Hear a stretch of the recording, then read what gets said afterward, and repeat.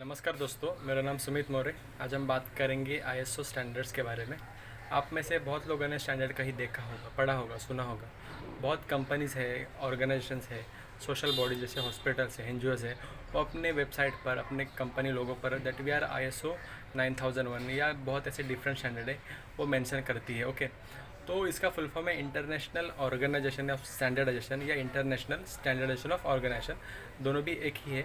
ये private autonomous body है, ये इंडियन बॉडी नहीं है। बहुत ऐसे लोगों को लगता है ये इंडियन बॉडी है, तो ये इंडियन बॉडी नहीं है। ये प्राइवेट ऑटोनोमस बॉडी है जिसका हेडक्वार्टर है जिनीवा में। ओके, तो इस वीडियो में हम एकदम ब्रीफ में इंट्रोडक्शन लेंगे एग्जैक्ट क्या है, किसको ये बेनिफिशियल है, कौन करवा सकता है, वैलिडिटी क्या है और किस कहाँ से सर्टिफिकेशन ले सकते हैं। ओके, सो बेसिकली आईएसओ का काम ये है कि इंटरनेशनल क्वालिटी स्टैंडर्ड्स बनाना। ओके, अगर आप मैन्युफैक्चरिंग यूनिट हो, सर्विस इंडस्ट्री यूनिट हो, ये आईएसओ स्टैंडर्ड हर किसी के लिए अप्लाई होता है। बहुत सी लोगों की ऐसी एक गलत फहमी होती है कि खाली बड़े बड़े यूनिट हो या मोर देन जो एमएसएमई सेक्टर्स जो जितने भी होते हैं उनके लिए ये स्टैंडर्ड एप्लीकेबल होता है, बट ऐसा नहीं है। कोई भी सेक्टर के लिए ये स्टैंडर्ड एप्लीकेबल होता है। बेसिकली ये जैसा मैंने बोला कि ये standard international quality management system maintain कर सकता है। ओके, सो इसमें सेक्टर वाइज बहुत डिफरेंट अलग अलग स्टैंडर्ड्स होते हैं। आईएसओ 9000 ये स्टैंडर्ड का नाम है क्वालिटी मैनेजमेंट सिस्टम। आईएसओ 22000 और स्टैंडर्ड का नाम है food security management system. ISO 27000 इसका नाम है इंफॉर्मेशन टेक्नोलॉजी सिक्योरिटी सिस्टम। और भी बहुत है, ISO 14000 for environment management system, ISO 18000 और ओशास 18000 जिसको बोलते हैं occupational health analysis standards. Okay, so ऐसे सेक्टर वाइज हर एक स्टैंडर्ड आईएसओ के होते हैं, बट इनमें से सबसे ज़्यादा पॉपुलर है ISO 9000 and 2015 quality management system. अभी इसमें जो आप 2015 देख रहे हो वो 2015 इसमें लेटेस्ट एडिशन है। Before that there was a 2008।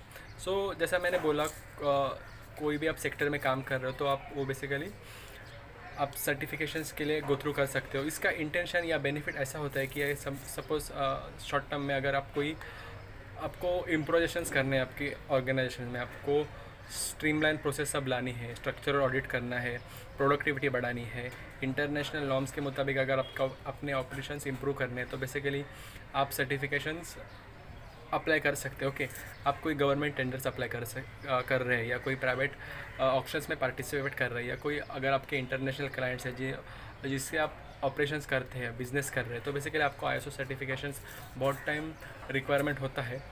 इसकी वैलिडिटी बेसिकली 3 साल की होती है। आप जब भी कोई आप सर्टिफिकेशंस करते हो तो बेसिकली 2 तरीके होते हैं सर्टिफिकेशन करने के।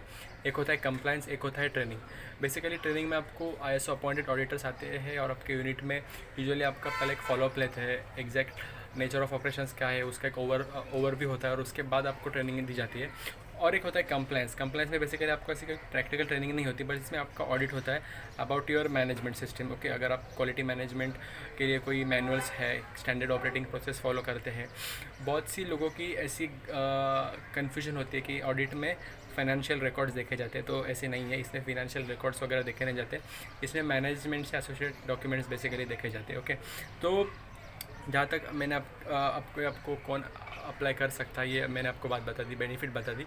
अभी मैं आपको बताऊंगा आपको सर्टिफिकेशंस कहाँ से मिलता है। ओके, तो इंडिया में तो बहुत ऐसी बॉडी जो सर्टिफिकेशंस बेसिकली इशू करती है, but there are many fraud bodies also जो बेसिकली सर्टिफिकेशन कोई भी सर्टिफिकेट आपको चिपका देती है, क्योंकि हर किसी को स्टैंडर्ड्स के बारे में पता नहीं है क्या है, कौन सा एक्रेडिटेशन है। तो मैं ये आपको रिकमेंड करूँगा कि IAF, अभी एक यहाँ सर्टिफिकेट है, मैं सैम्पल सर्टिफिकेट दिखाता हूँ, जस्ट होल्ड।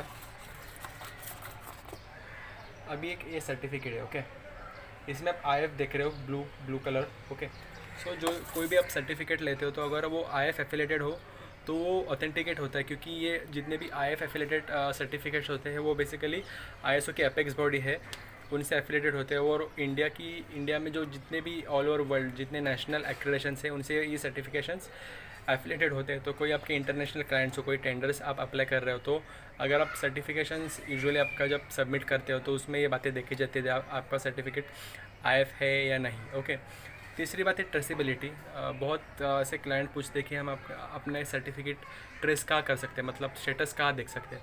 तो कोई भी ऑर्गेनाइजेशंस अगर आप जब भी सर्टिफिकेट के लिए अप्लाई कर सकते हो, क्योंकि बहुत सर्टिफिकेट प्राइवेट बॉडी से सर्टिफिकेट इशू करती है।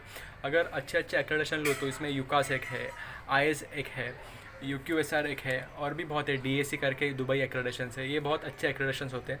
तो पर्टिकुलरली जिस बॉडी से आप ऑर्गेनाइज सर्टिफिकेट लेते हो, तो उनके साइट पर आप सर्टिफिकेशन आप ट्रेस कर सकते हो, और उसमें आपकी कंपनी की पूरी प्रोफाइल आती है कि मतलब नेचर ऑफ ऑर्गेनाइजेशंस क्या है, कहाँ लोकेटेड है, एक्सेट्रा एक्सेट्रा। ओके, आगे जाके मैं ISO 9001 2015 का एक कोर्स मॉड्यूल बना रहा हूँ, जो आप सबके लिए फ्री होगा, और वो बेनिफिट भी होगा, आप उसका सब लाभ ले सकते हैं। और भी आपका कोई कन्फ्यूजन हो या कोई डाउट्स हो, वो बेसिकली आप वहाँ मेंशन कर सकते हो। ओके, कमेंट्स में मेंशन कर सकते हो। Okay, that's all for now. आगे जाके हम जल्दी मिलेंगे। Thank you.